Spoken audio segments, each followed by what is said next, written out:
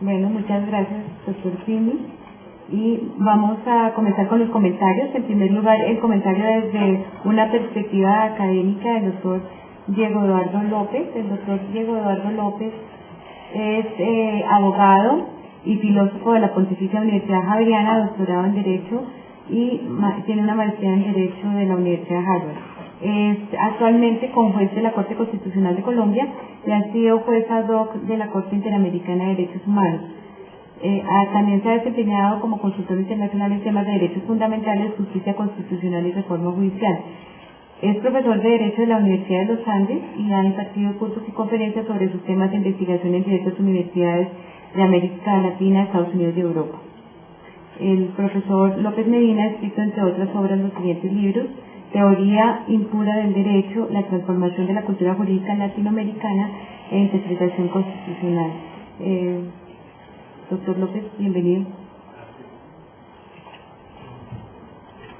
Bueno, gracias, buenos días. Agradezco a la CEPAL la invitación, a Olga Lucía, a ustedes que están presentes, a Rodrigo y Juanita por el texto que produjeron y que voy a comentar a continuación. No me voy a demorar mucho, voy a tratar de dar un poquito de contexto político al texto y pues contribuir dos o tres cosas al debate del mismo.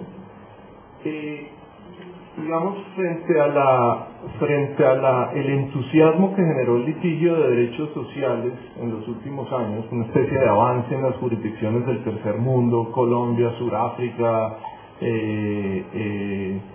Brasil, Ecuador, etcétera, etcétera, hemos venido a una época de un poco de mayor sobriedad, ¿no? Una época de sobriedad en la que estamos buscando ya no estamos celebrando entusiastamente el crecimiento de la protección judicial de los derechos sociales, sino que los intelectuales en general, en derecho y en ciencias sociales, yo diría en los últimos 10 años, han tratado de mostrarnos una visión más sobria y a veces más pesimista de los efectos regresivos que tiene la protección de los derechos sociales.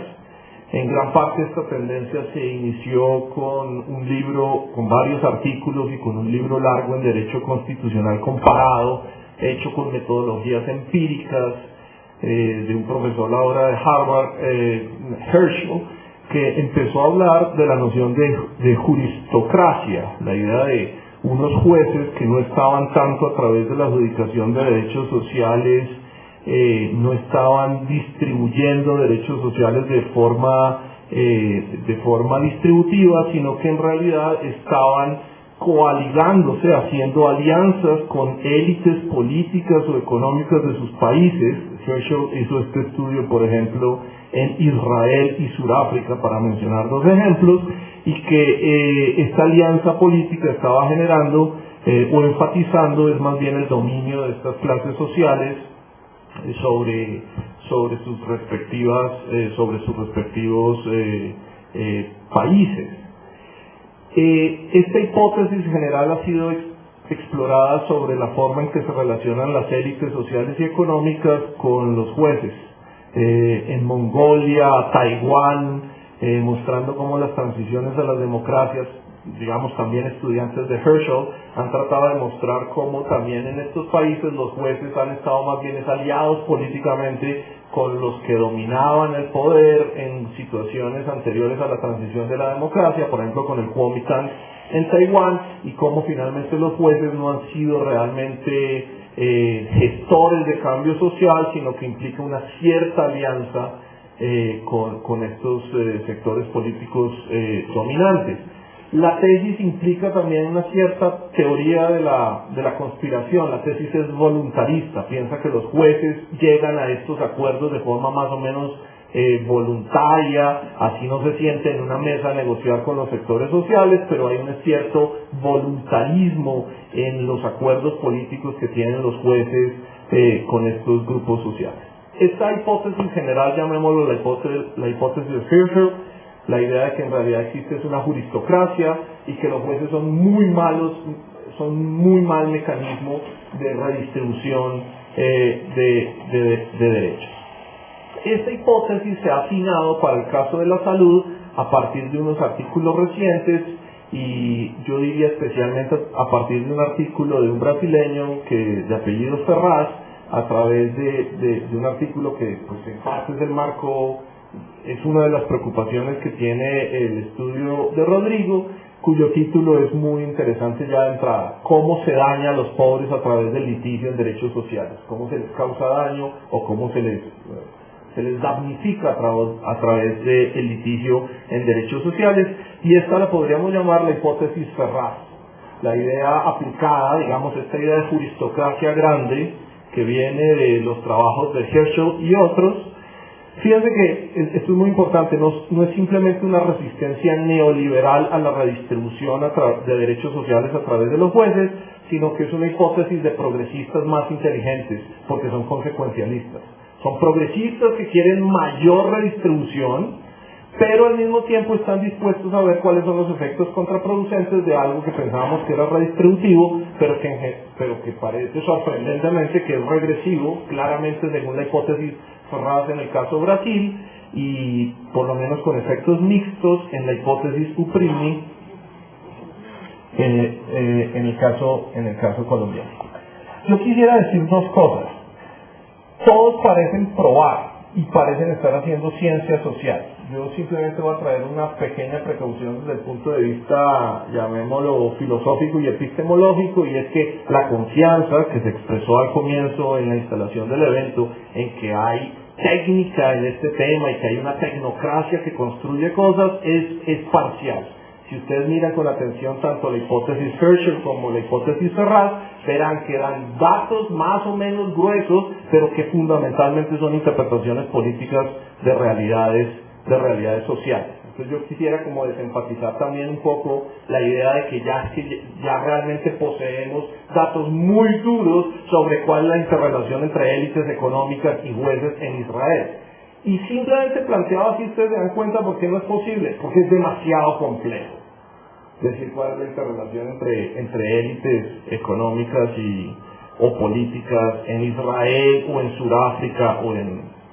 Entonces quisiera, digamos, plantear una cierta precaución respecto del aspecto más puramente tecnocrático, basado en números, de las conclusiones que se están sacando en el análisis. El segundo punto que yo quisiera hacer y que está relacionado con esto es el siguiente, y es la tesis Ferraz en realidad no prueba nada nuevo. La tesis Ferraz no prueba nada nuevo por una sencilla razón. Aunque los abogados no estudiamos esto, los abogados tenemos una cierta confianza que los derechos son universales y que cualquier persona los puede reclamar. Sin embargo, más o menos yo diría desde estudios sociológicos desde los años 70, sabemos la siguiente cosa. Sabemos que la gente más rica, o hoy en día con más desarrollo humano, tiene menos litigio. Es decir, tienen menos causas de disputa. Perdón, corrijo lo que acabo de decir. Tienen menos causas de disputa. Hay correlaciones en un estudio que acabamos de hacer conjuntamente con Rodrigo de necesidades jurídicas insatisfechas, que ustedes a mayor educación tienen menos disputas, se meten en menos problemas, en menos embrollos. A mayor ingreso, menos disputas. Pero sin embargo, litigan más.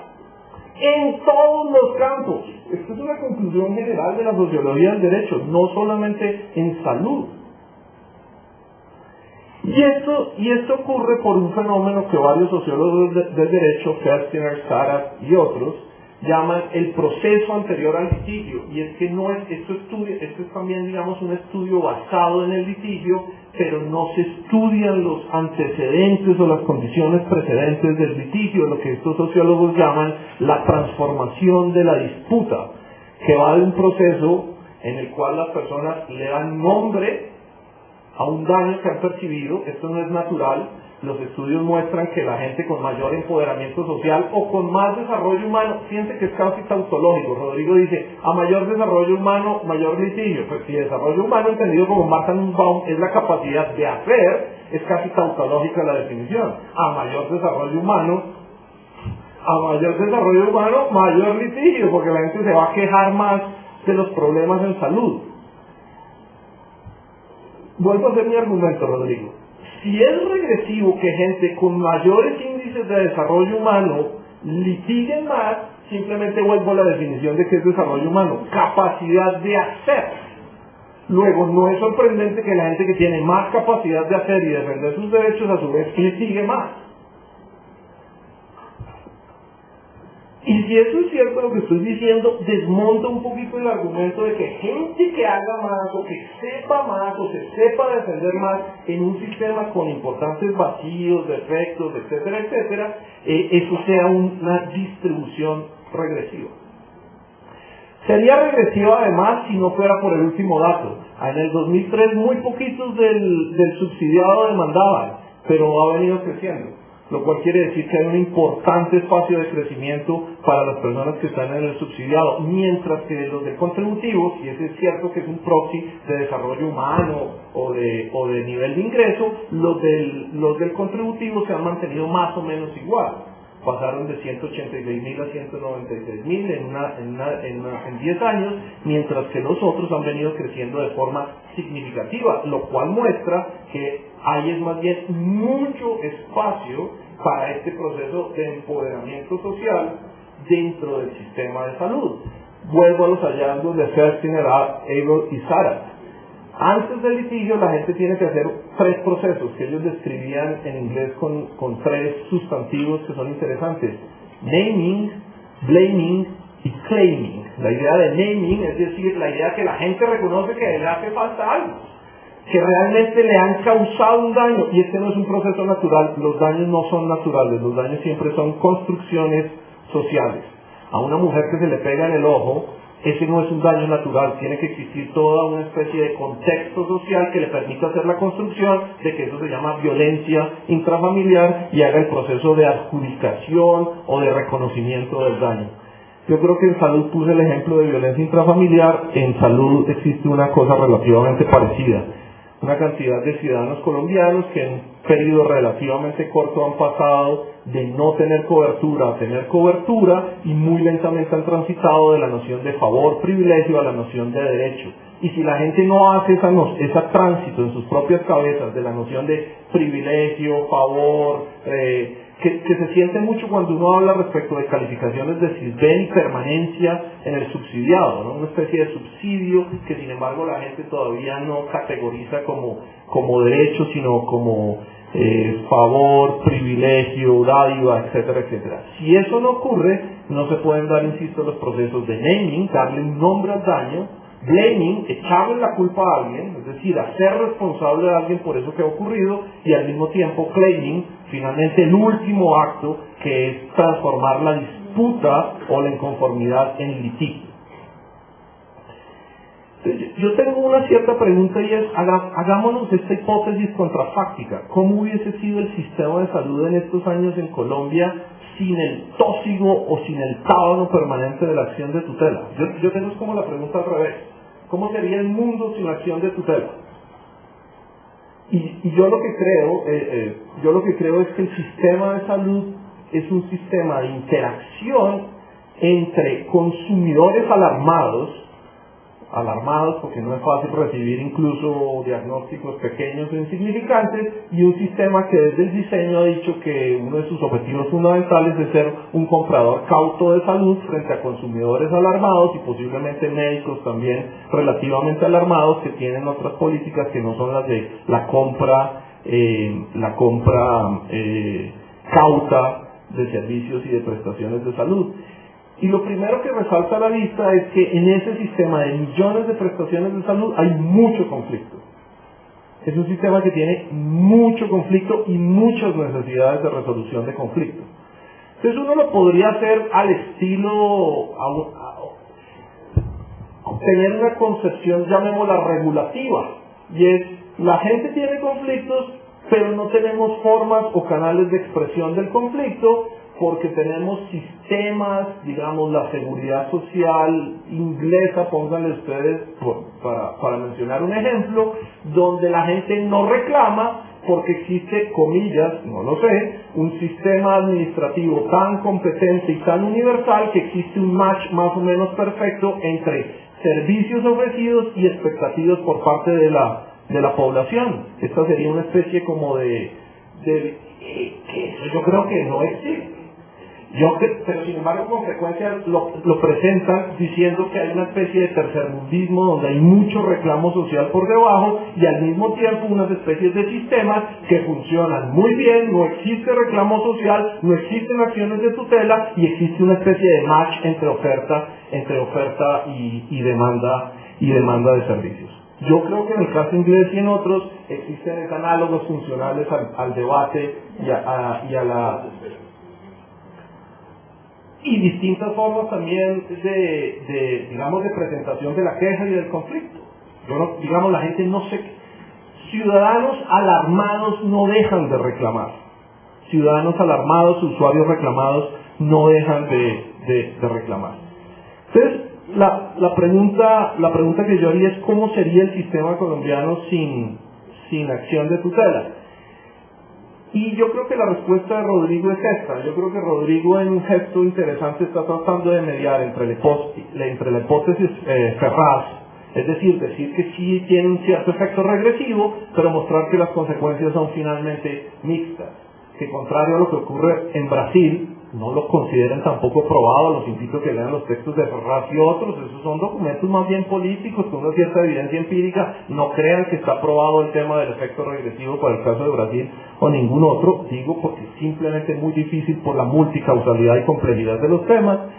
Y el resultado de Rodrigo es mostrar que existe una especie de impacto mixto donde pues ciertamente en casos individuales tendría efecto regresivo, pero muchas de estas personas, las que tienen más acceso y mayor desarrollo humano, es decir, mayor capacidad de hacer y hacer, han representado, así sea en sus casos individuales, son representantes de clase y han terminado mostrando huecos importantes en el sistema de salud, y que la respuesta correcta ha sido cuando, frente a esta rutinización del litigio, los reguladores se dan cuenta o los jueces se dan cuenta y responden de forma estructural, bien sea mediante regulación administrativa, normas legales o agregación de casos, estado de cosas inconstitucionales, como en la T760.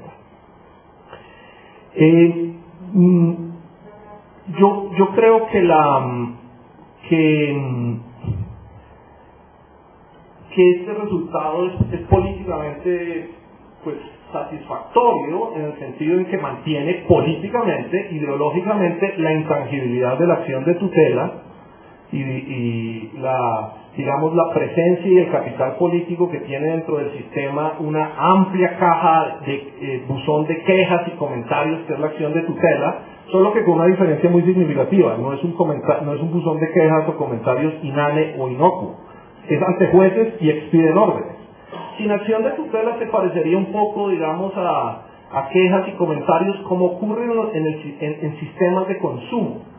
En el estudio que acabamos de hacer es muy sorprendente la cantidad de disputas que tienen los colombianos por cuestiones de consumo, que el único sitio donde pueden ir es ante el buzón de quejas y consumo, con el resultado de que existen importantes necesidades jurídicas insatisfechas, porque el buzón de quejas y consumo es un mecanismo bastante menos potente de resolución de conflictos. También conflicto muy pequeño, mucho de post, ¿no? Llamémosle cumplimiento de garantías, pequeñas relaciones de consumo, cosas por el estilo.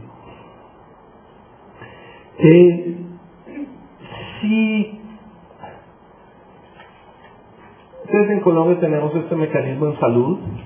Esta gente que tiene más desarrollo humano tiene la capacidad de representar a las personas, y la tesis de Rodrigo es que finalmente generan consecuencias buenas o adecuadas si hay una respuesta estructural y no simplemente queda siendo una especie de rutinización del litigio, porque en ese caso serían ellos los únicos ganadores de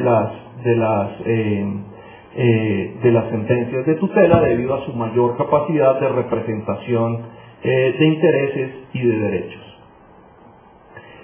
Si no tuviéramos además este concepto de derechos sociales, yo también me temo que en el derecho a la salud terminaríamos con las cartas de derechos hospitalarios o con las cartas de derechos de pacientes. Voy a mencionar no solamente las que usted ve en los hospitales, sino las que por ejemplo fueron legisladas de forma sistemática en Chile.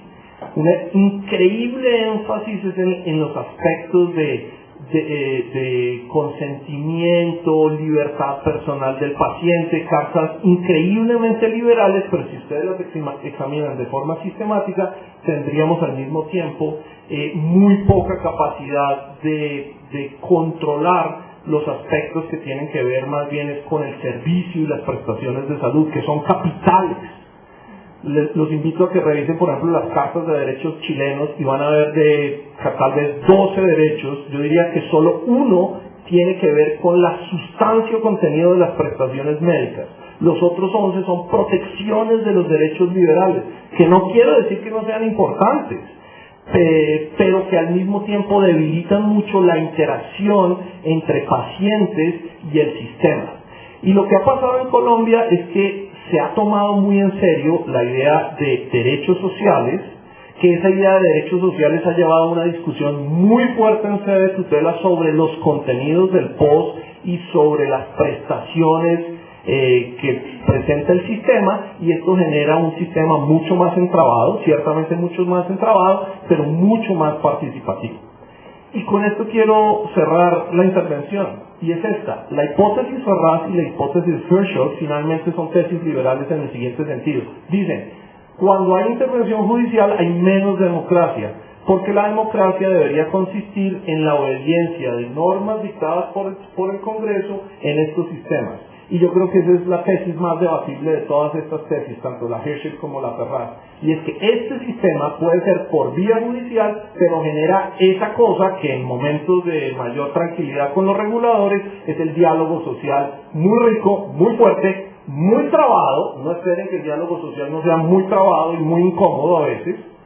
Y que la acción de tutela en ese sentido ha generado esos espacios de diálogo social entre demanda y oferta que con frecuencia se exigen cuando uno está pensando en diseñar o en reformar el POS, pero que en el momento final los reguladores quisieran más bien una cosa ordenada por ley, por el legislador, sin mucha participación activa de los usuarios del sistema, que es finalmente lo que está ocurriendo a través de la acción de tutela. No digamos, soy consciente, y no es el propósito no es decir cuáles son los problemas que evidentemente la tutela le causa al sistema de salud, sino simplemente debatir dos cosas. No creo que sea realmente tan regresivo, a pesar de que Rodrigo trata de paliar o moderar la hipótesis Ferraz, y que yo creo que un sistema con el nivel de diálogo social que entre otros canales se da a través de la acción de tutela es un sistema que pues tiene más posibilidades de hallar un balance adecuado entre prestaciones y lo que exige la población en términos de salud. Gracias.